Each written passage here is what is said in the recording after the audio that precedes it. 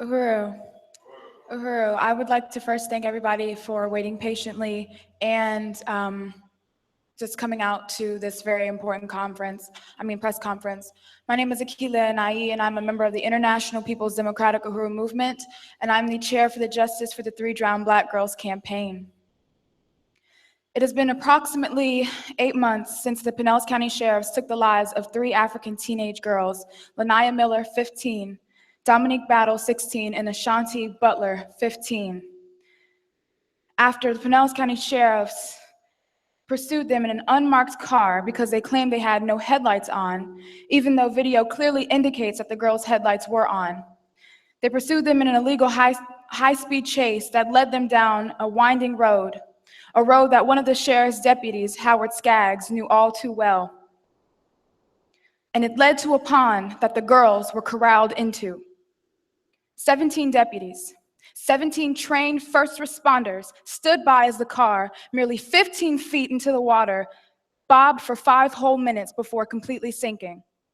They would engage in casual conversation and mock laughter as the girls screamed for their lives, only to say, as the cries ended, "They're effing done."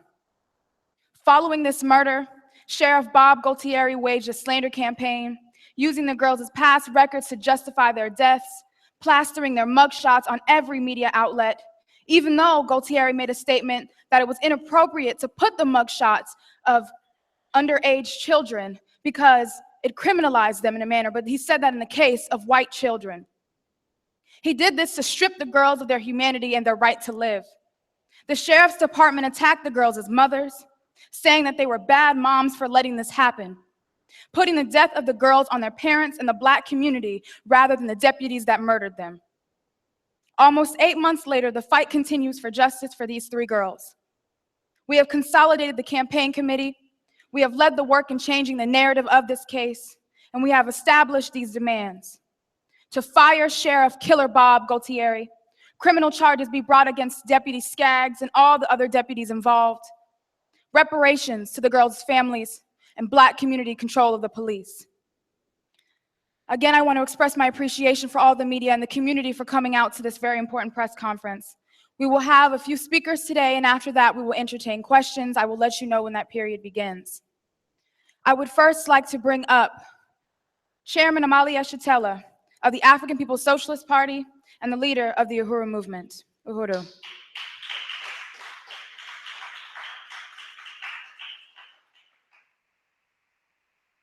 Huda, I want to thank you very much and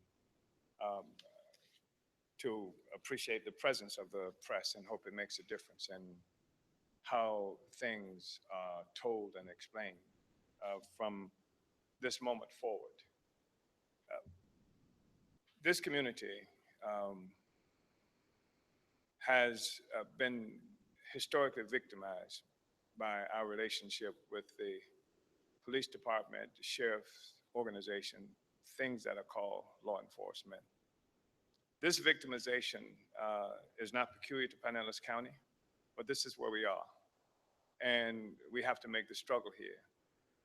I just read this morning in the Tampa Bay Times, I think it's called, of how it was determined in Hillsborough County, where the police killing of a young African man unarmed was justified. We've seen this happen in places as different and diverse as Ferguson, in St. Louis and Missouri, 18-year-old young man killed, and it was determined that there was no culpability on the part of the police, despite the fact that he was unarmed, and at one juncture had actually been running away from the police. We saw it happen in the case of Tamir Rice, 12 years old, in Cleveland, a 12-year-old child in a playground with a play gun, who was gunned down by a cop only 2 seconds after arriving on the scene. We've just seen it too many times. Freddie Gray in Baltimore. We've seen the young man in South Carolina who shot 8 times in the back while running from the police, and we saw a videotape of the police actually trying to drop something on the dead body to indicate that there was justification for this. We experienced the murder of Jarrell Walker here in this city, shot in the back by sheriff forces. We worked with the parents of, and grandparent of Maquel McCullough, shot at 17 times by sheriff forces, despite the fact that he had nothing to do, even with the offense that they claim to have been involved in, and how cameras don't matter because the two cameras on the two different cars were inexplicably inoperative when this execution came down. And yet, in every instance, it is our community that is on the defensive. We hear from the authorities that either these persons who we are told are these great heroes. You remember that? We're always hearing these great heroes were afraid for their lives. They're afraid of 12-year-old children in playgrounds. They're afraid of a person standing out selling single cigarettes in New York. They're afraid of a sleeping child in Detroit, 7 years old, who they gunned down. They were too afraid to go in the water to rescue 3 children who were drowning. And these persons, all these fearful persons, are the ones who are always held up as these magnificent heroes, and our community is continuously put on the defensive and having to explain why we deserve to live. And none of this could happen without the assistance of the media, which is one of the reasons it's important for this press conference, because we've seen a year after the assassination by James Knight and Chandra Minor of 18-year-old Tyron Lewis, just down the street from here.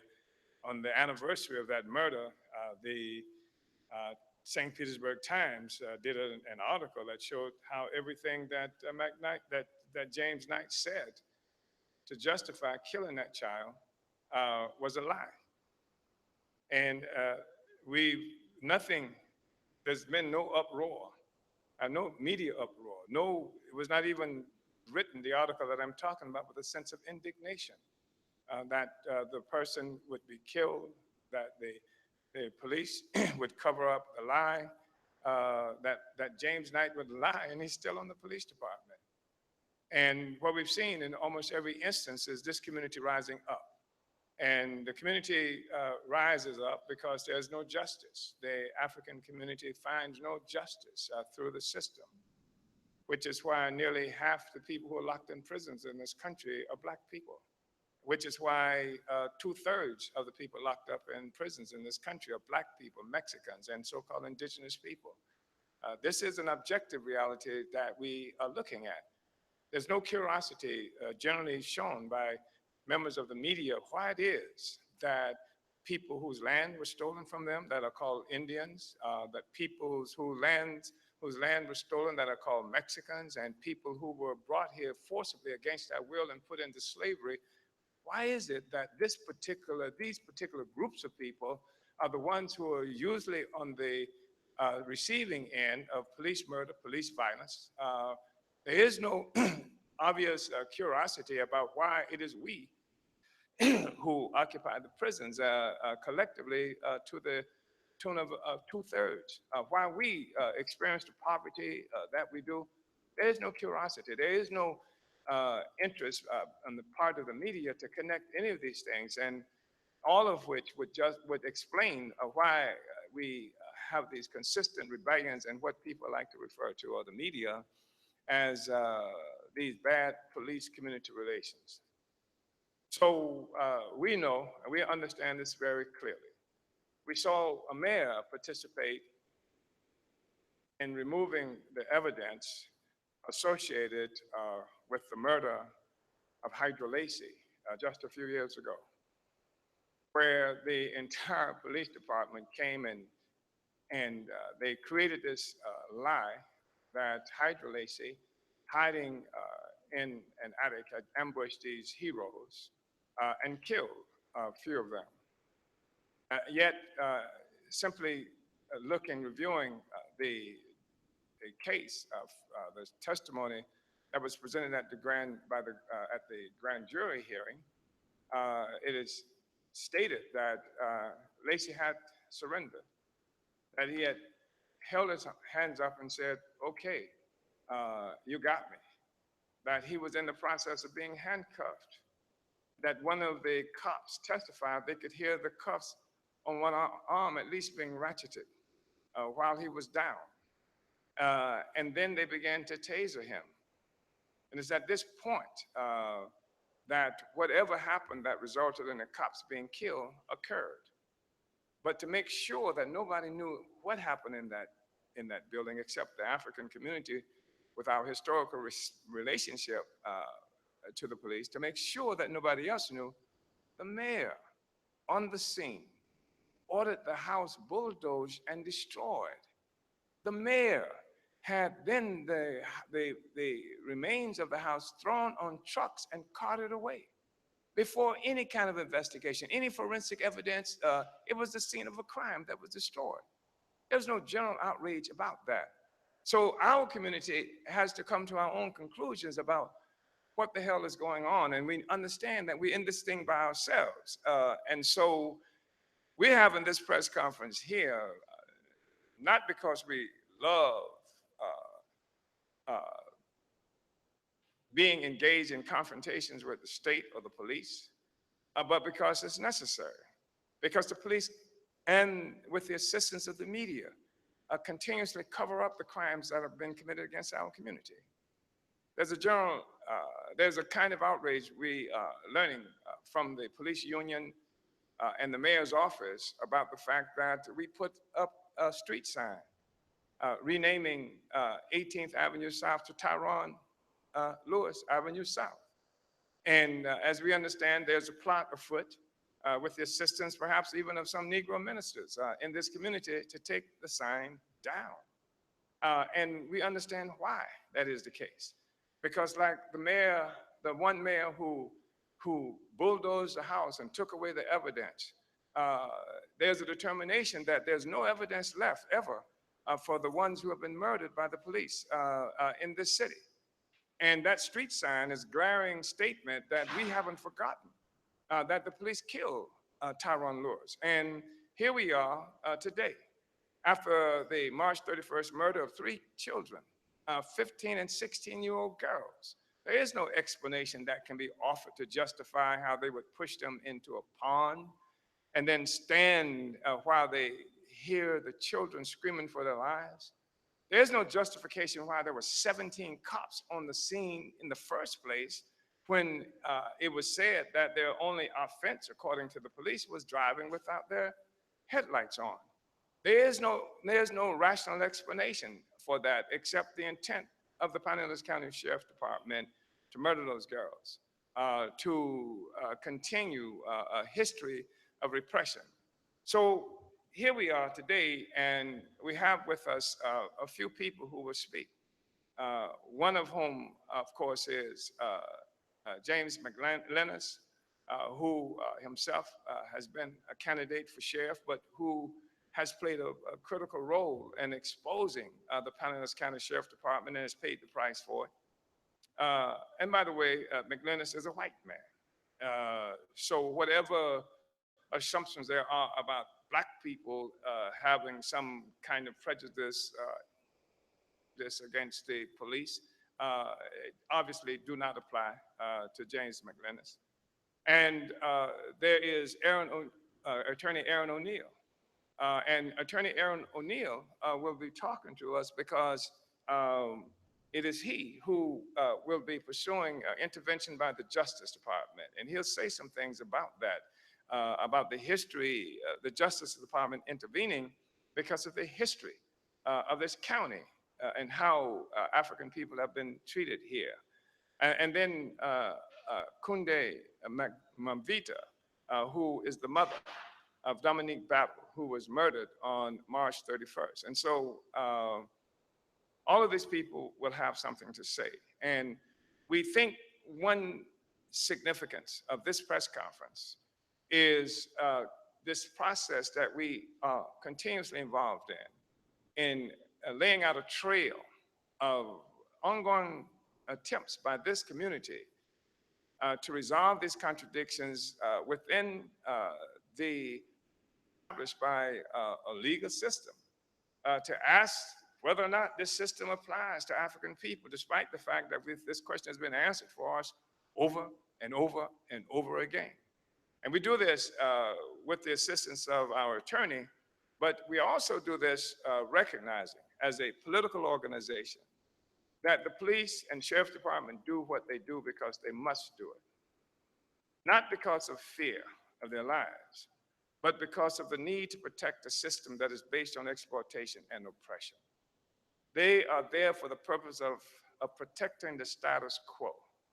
And if that status quo is one of imposed poverty, imposed ignorance, imposed violence on our community, then that's what that department, police organization, the state is obliged to do. And what is becoming clear to more and more people is that this entity that's been referred to as the media, that talks about free press, is not an instrument of the people, but an instrument of the powerful. It works hand in glove with the state.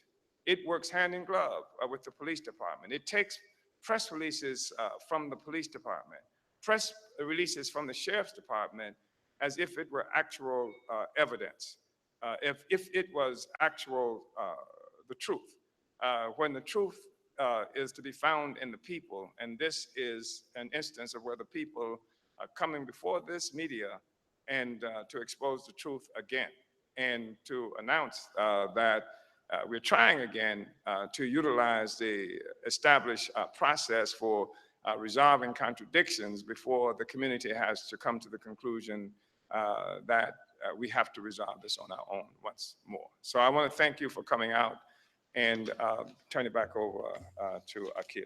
Uhuru.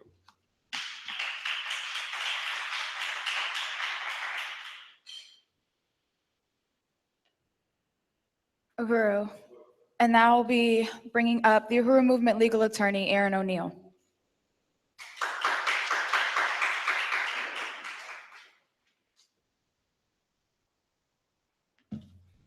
Good morning, and Uhuru.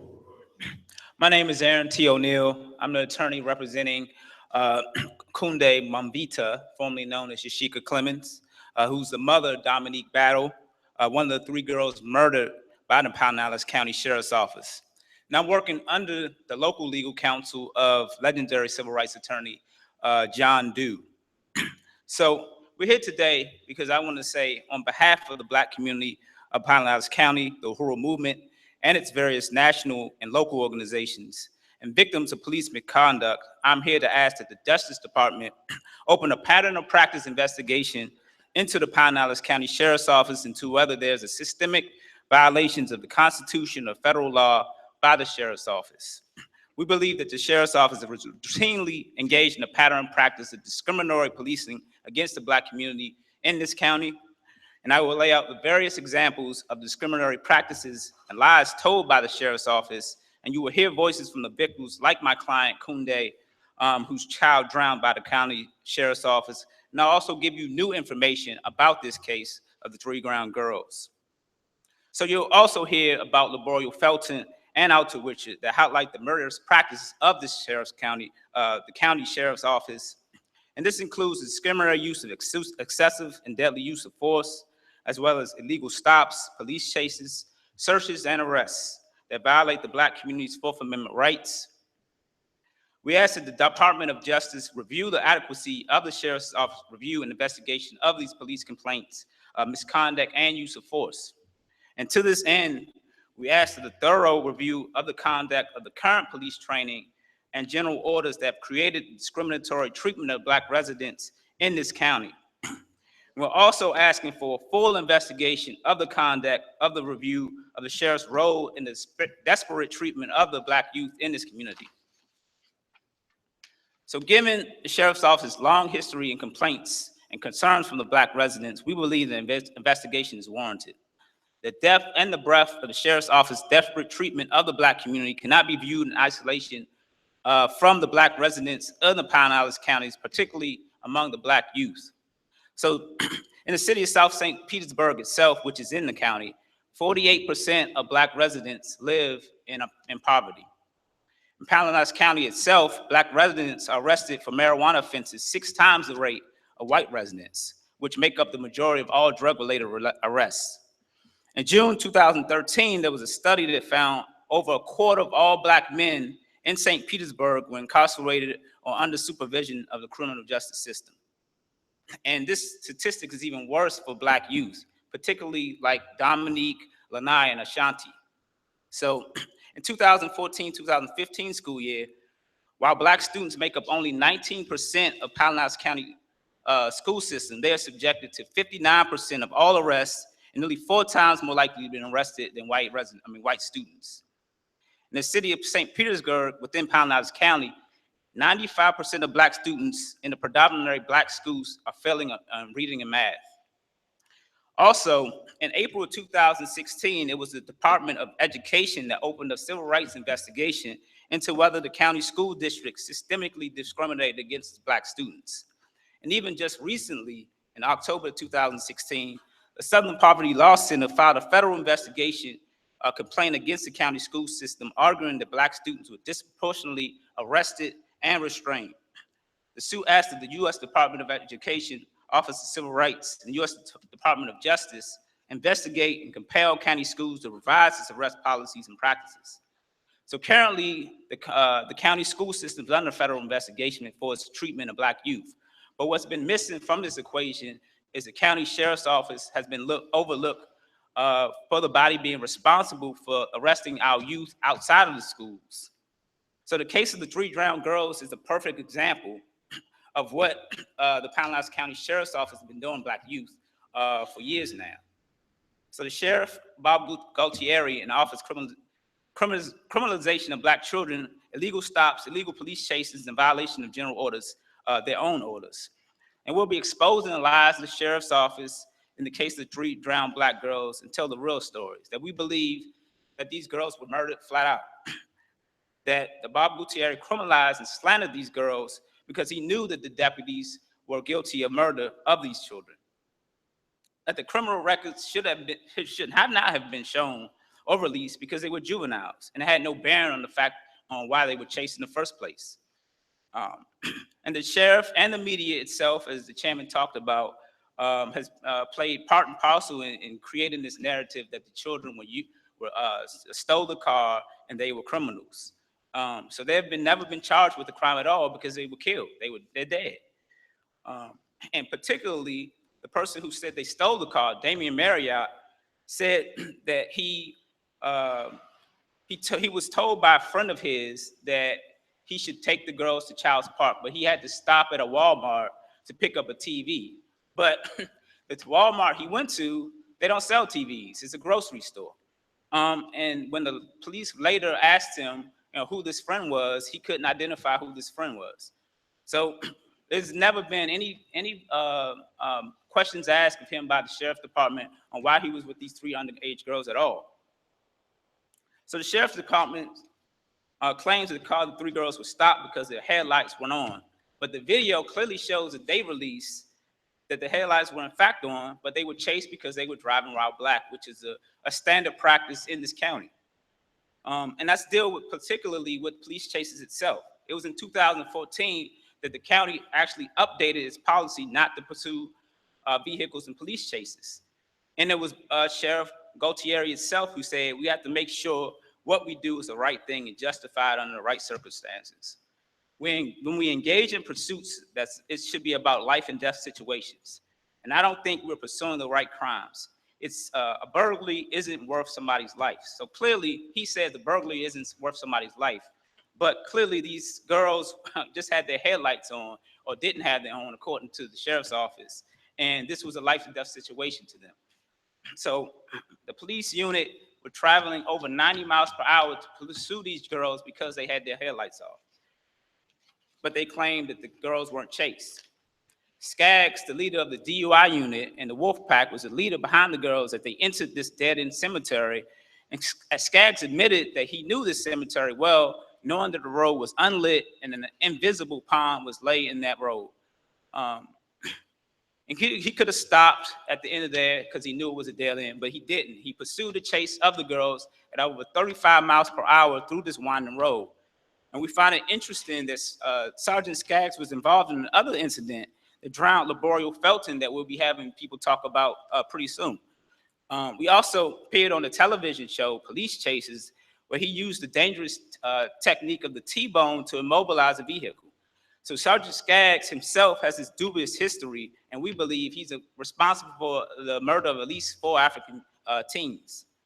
So as for Skaggs in the chase, as he chased the girls through the pond, the deputies cowardly stood by and did nothing. The girls floated in the water for 5 minutes, and in their fear, they held each other's hands so tightly that the hands had to be pried apart when the girls' lifeless bodies were later retrieved more than 2 hours later from that pond. The deputies were trained and equipped as first responders and have a duty to actually assist in cases of emergency. And all sheriff's deputies' vehicles are equipped with a back seat that is easily removed and can be used as a flotation device. But on that night, with 7 cops there, as well as a helicopter, nobody lended assistance. Nobody used their backseat flotation device to get the girls out of that pond. And while in the pond, there was Deputy Tromer who said that he had went in the pond 10 to 15 yards and the girls were 20 yards away. But that conflicts with actually the police report that says the girls were only 15 to 20 feet away from the shoreline, which is a big difference. So obviously he's lying.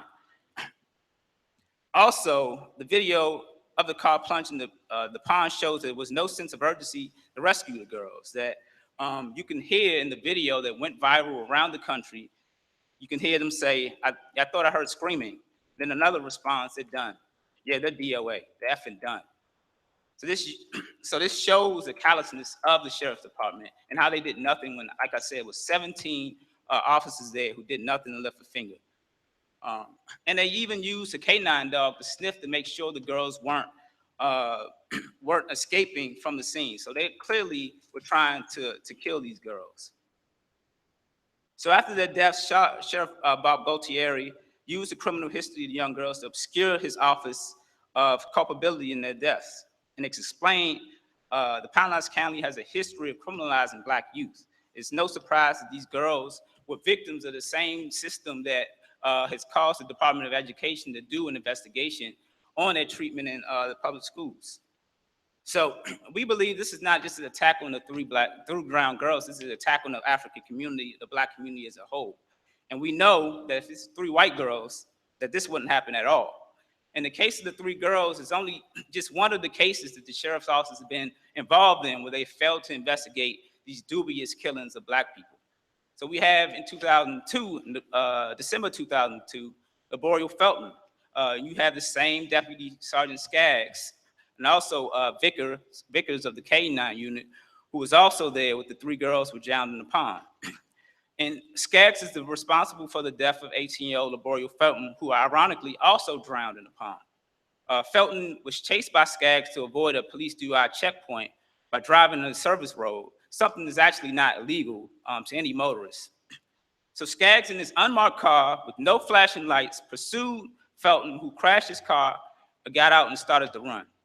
So Vickers, who's the head of the K-9 unit, then unleashed the K-9 dog on Felton, causing him to jump in this swampy, cold pond. And the deputies claimed that Felton was trying to drown the dog and Vickers when he went into the pond. So Skaggs claimed that he jumped into the water to save both the dog and Vickers. So Vickers and the dog came out of the water, but it was Felton who ended up murdered. And he was hit so hard in his head that part of his brain collapsed. So we have photos of the scene in 2 back seats where the sheriffs actually used a flotation device in that night, but they couldn't use a flotation device in the case of the 3 girls. So according to police reports, Skaggs, another deputy, reported they took out the vehicle rear seat and swam about 10 feet into the pond where they were able to throw the seat to Deputy Vickers, but somehow they couldn't find Laboriel Felton in the water. So Laboriel Felton's murder was labeled a justifiable homicide. Skaggs is responsible, in our opinion, for the deaths of not just the 3 girls, but also Laboriel Felton as well. And you also have the case of Alton Richard, which is a recent case. In May 2016, the Sheriff Department murdered 37-year-old Alton Richard, and Gutierrez claimed that Richard was holding an assault rifle. He turned and threatened the deputy with the rifle, which made the deputy fear for his life. But according to the sheriff himself, they fired 5 times, hitting Richard twice in the torso and grazing his hand. But what the sheriff didn't say, and what's clear in the autopsy, is that the 2 shots to the torso were actually 2 shots to the back. So they shot Alton Richard in his back, and Gutierrez knew that. He knew that was in the report, but he failed to even mention that in his press conference. So it's making it highly unlikely that he even had turned and pointed the gun, or even used had a gun in the first place. And there was no further investigation about this case, and the Sheriff's Department has ruled this a justifiable homicide. Then you have the case of Marquel McCullough that the chairman talked about. In May in 2014, the Sheriff's Office murdered 17-year-old Marquel McCullough, who was shot 15 times, murdered by deputies during an illegal traffic stop based on an incorrect assumption that McCullough was somehow involved in some kind of drug deal. But the deputy's dash cam, as the chairman talked about, was mysteriously disabled in this case. There was no further investigation performed by the Sheriff's Office, and again, it was ruled a justifiable homicide. And then you have the case of Terrell Walker. In April 2005, Terrell Walker, who was 18, was murdered by the County Sheriff's Department by a SWAT team. Walker was sleeping on his couch living room when a SWAT team threw a flashbang grenade into his house. Walker rolled off the couch onto his floor, and Sheriff Chris Taylor shot him in point-blank range in his back. This was all while Walker's 2-year-old child was sleeping next to him when he was murdered. And in this case as well, there was no further investigation about it. This is also ruled a justifiable homicide. So all these cases show that Pinellas County Sheriff's Office routinely lies about the murders of Black youth and all justifiable murders, and there's no investigation done further. So we believe that the Department of Justice Civil Rights Division should be investigating the Sheriff's Office and find a similar pattern of practice findings as were found in Ferguson, Missouri, Cleveland, Ohio, as well as Baltimore, Maryland. We respectfully request that the immediate attention to this urgent matter, investigation of whether a pattern of practice is a civil rights violation by the Sheriff's Office is vital to the Black residents, and these practices are linked to the poverty, the disparate treatment in terms of housing, employment, education faced by this community. And also, the Sheriff's Office has lacked accountability, even handling the case of the 3 drowned girls. So we had to fight tooth and nail for all the information that we received. And actually, directly after this press conference, we'll be going to the Sheriff's Department to try to collect the rest of Dominique's belongings and personal items. And hopefully the sheriff will release these items to us as promised. So I would like to thank you, and I also just like to say that my client, Kunde Mwamvita, will be speaking more thoroughly about what happened after she heard about her 3 girls drowning. And again, thank you. I'll turn it over to.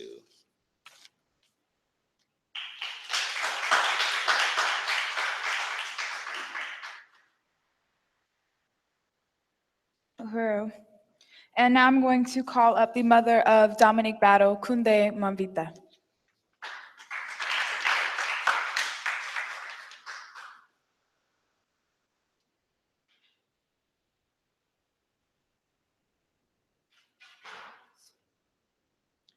Uhuru. My name is Kunde Mwamvita.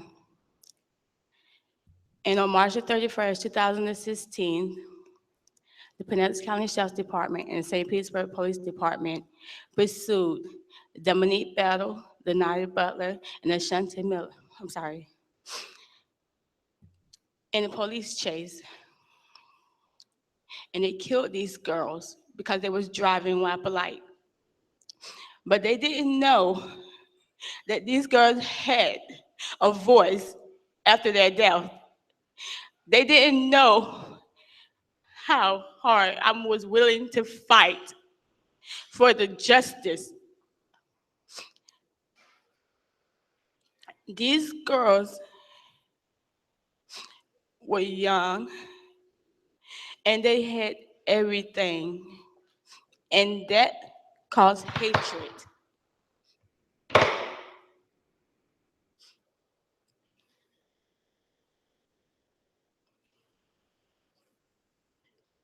So on March the 31st,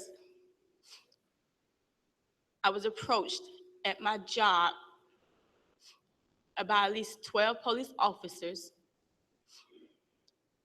with questions asking me, how did my children look? Where were they attending school at? What clothes did they have on? Where were they at that time of the day? Only to find out they had murdered my girls. And that police officer looked me in my face and he didn't even care. He just flat out said, she's dead. And they assumed that that was going to be the end of it. But what they didn't know, well, there was a movement, the Uhuru Movement, that not only wanted justice and answers, but we're letting the community know and the worldwide know the truth. The police department released videos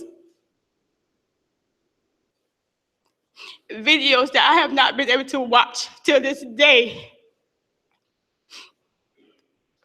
And they thought they was going to slander my babies, but they didn't know that I was a mother first. And so, yeah, it took me some time. But after I laid my baby to rest, and after I visit Ashanti, I couldn't visit Lenaya because her body was shipped back to her hometown in Milwaukee. But I met with her father before he left to take her. Can you imagine the hurt and the pain and the frustration? You don't even know my pain, but you will soon. I'm not letting you sweep this one under the rug. Oh no. You have committed too many murders on the African community for me to sit by and be quiet. I have joined an organization that is helping me not only understand what it means to get justice, but to help others in the African community receive justice for their lost ones. No mother, no parent at all should have to bury their child, especially if it's not because of some illness, but because they are Black.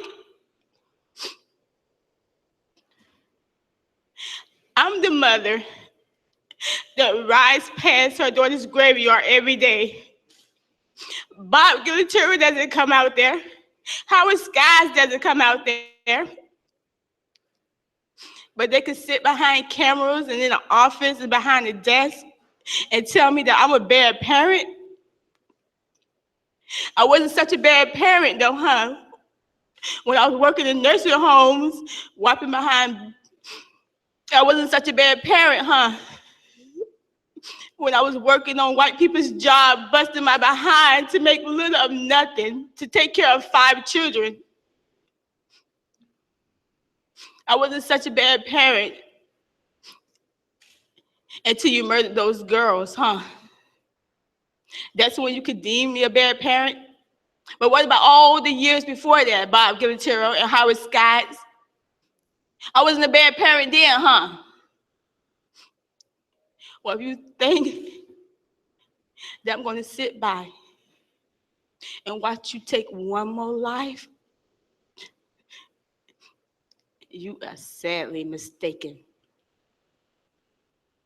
A hero.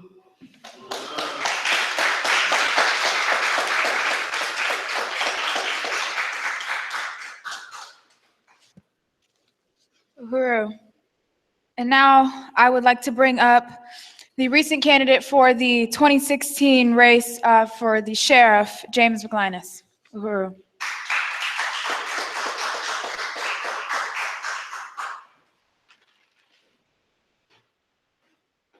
My name is James McLinnis. I ran for sheriff in 2016. I had a media blackout on me because of the things that I was saying.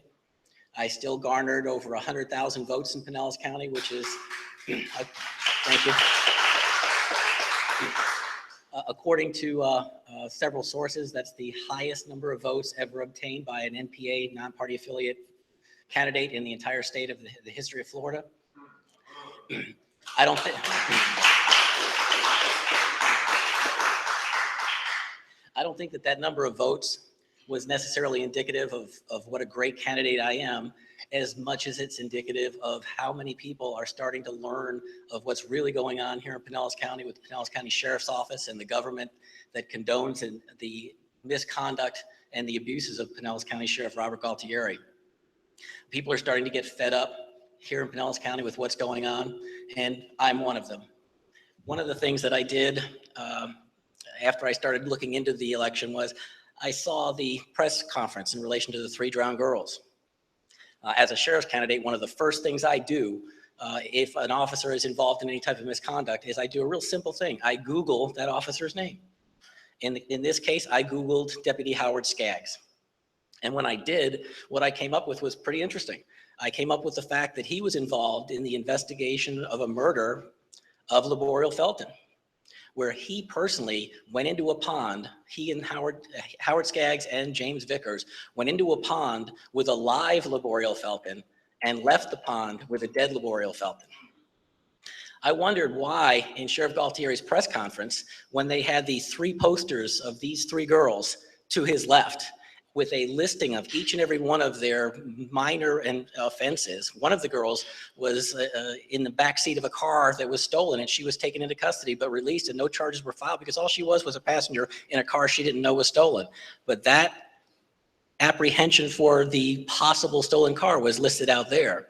But what I wanted to know was, where was the placard on the right-hand side that showed that Howard Skaggs was involved in the murder of another black teen in 2002? Why didn't it have that underneath his name where he was investigated for that murder? Why wasn't his police reports and that investigation handed over to the media at that time? Now, the media is well aware of this. And the reason I know the media is well aware of this is because I sent it to them. I sent them copies of the police reports. I sent them details of the discrepancies in the police reports with the Laboriel Felton murder. Not once was the Laboriel Felton murder mentioned in a single one of the articles or press conferences or news reports in regard to these drownings. So here you have a situation where you have one Pinellas County deputy, Howard Skaggs, that is personally involved in the drowning of 4 black children over a period of 15 years. So I have a question for Galtieri. How many black children does a deputy have to kill in Pinellas County before he gets in trouble? Obviously, it's more than 4 because Deputy Skaggs is still on the force. I have a problem with that. When I reviewed the file in the Laboriel Felton murder, one of the things that was very interesting was the massive amount of discrepancies involved in what the people were saying. One of the main ones was the fact that Laboriel Felton had a massive head injury. He had hemorrhages within the brain structure where literally sections of his brain had broken free from the membrane that they were encased in and impacted and damaged adjacent sections of his brain. To put that in layman's terms, he was knocked the hell out. But yet Howard Skaggs put in his police report that the last time he saw Laboriel Felton after he left the pond, Laboriel Felton was doing the backstroke across the pond. I have photographs of the crime scene.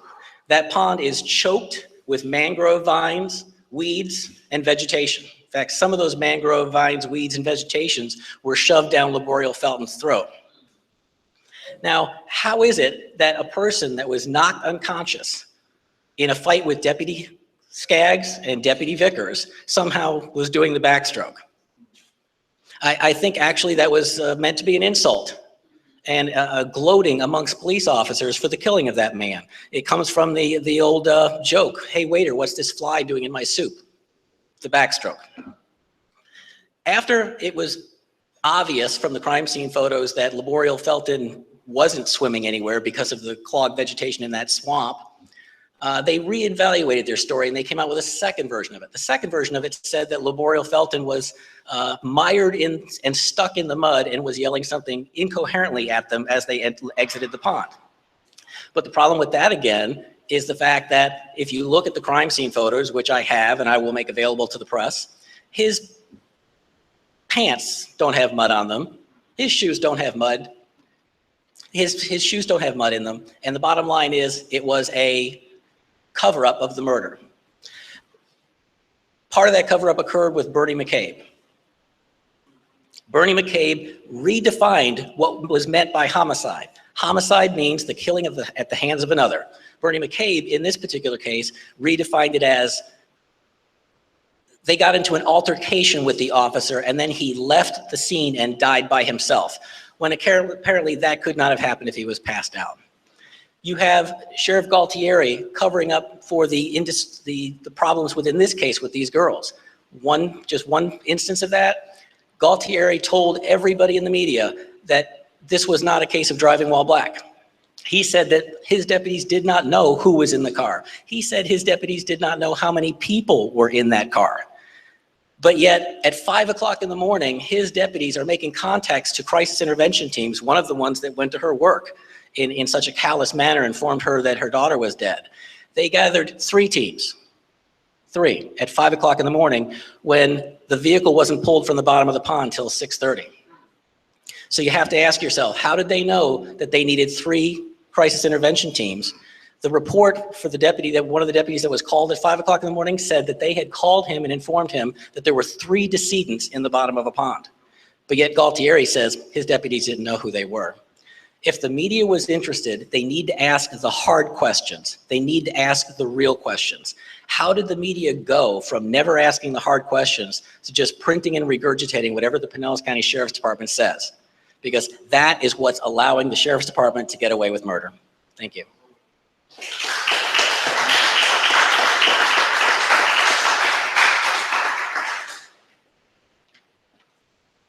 And our last presenter, I'd like to bring up Chairwoman of the African People's Solidarity Committee, Penny Hess. Uhuru, it's very much of an honor to be able to be here today and to have this exposure of this hideous crimes against the family, the daughter of Kunde Mwamvita, and the African community. I'm Penny Hess. I'm the chair of the African People's Solidarity Committee. This is the organization of white people that's organized under the leadership of the African People's Socialist Party with the mandate to go into the white community, to win other white people to take a stand in solidarity with the struggle for liberation and freedom for African people all over the world. And from the African People's Solidarity Committee, we want to express our deepest solidarity with Kunde and with the families of the other girls, with the families of Alton Witchard and Laboriel Felton and all the Africans that we see murdered day after day after day inside this country. And we want to make it clear that what happened to the 3 beautiful teenage girls on the early morning of March 31st, 2016. What happened to Laborio Felton? What happened to Alton Witcher does not happen to the white community. That there are two Americas, one existing at the expense of the other. And without the complicity and agreement of the majority of the white community, the sheriff's department, the police could not do what it does to African people and to Kunde's children. That we recognize that Galtieri has 3 daughters. If they had been in that car, this would have been very, very different. Not only did the sheriffs corral them down this dark road, as has been said, that Skaggs knew very well, but also that these deputies, 17 first responders, stood by and did nothing, yet Galtieri lied and said that they were heroes, as has been said in this press conference. That would never have happened to a car full of white girls, period. And that we see that this kind of murder, this kind of degrading, dehumanizing slaughter of young African people is done to make an example of them. It is done to make an example of them in a society that's built on the enslavement of African people and the genocide of the indigenous people. And we want to say that we recognize this stance historically of the white community, and that we're calling on others from the white community to take a stand with Kunde, with all the mothers who are grieving because their children have been murdered because they're African all over this country, the mothers, the loved ones, that we want to be there, that we want to be part of the front lines of a struggle that makes Galtieri, makes the city, makes the county, makes the United States itself pay a price for what it is, this murder that it is carrying out against African people all over this country. That reparations are due, specifically for this murder of these 3 beautiful young girls. They were criminalized after they were murdered. That, can you imagine a situation where white girls would be murdered and then criminalized in the media, not only their families, not only the girls themselves, but the entire African community? This is a struggle that we see all over this country. African people are rising up in resistance for this. They're struggling for Black community control of the police. We support that. We want to see justice. We want to see reparations. We want to see a situation in which African people have control over their lives, in which they can say who polices them, who can come into their community with guns. We support that. And we call on white people all over Pinellas County and all over this country to stand in solidarity and demand reparations from this city, this county, and the US government. And we want to express again our solidarity with Kunde Mwamvita and all the mothers and grieving family members of the African community all over this country. Uhuru.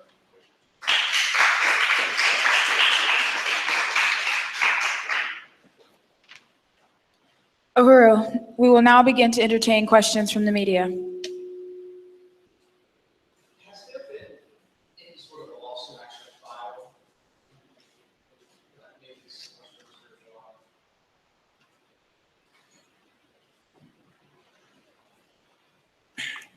There hasn't been a lawsuit filed as yet, but there will be pretty soon. But we wanted to get this investigation from the Justice Department, because this is just not an isolated incident with 3 girls. That, like I talked about, that this is a pattern and practice that we believe that the county sheriff's office has been doing to African people, Black people, and other murders as well. Have you spoken to them? I guess where do you see this going forward? Well, I wanted to open up an investigation, and we would like the community as a whole to help with that investigation, that you can give this information to the Justice Department. Like I spoke about in my presentation, that, like what happened in Baltimore, where they gave a scathing report, we think a similar thing should be happening right here in this county. Well, when you file a lawsuit, will need the wrongful death to be Yeah, yes, most likely, yes. And to request this information, I'm not too familiar with the legality of it. Do you file paperwork for this? Is it a formal request or is it just something you let them know you're interested in? It is a formal request. You submit it to the Department of Justice, so yes. I guess maybe talk about the process, kind of where are you with that?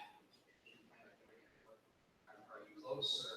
In terms of the lawsuit, or, yeah, we're close. We're still investigating. Like I talked about, is the Sheriff's Department is still not released some information. They've have a lot of other documents that we think we have, and we have our own investigation that we want to go through. But we're very close to moving forward with our lawsuit. So.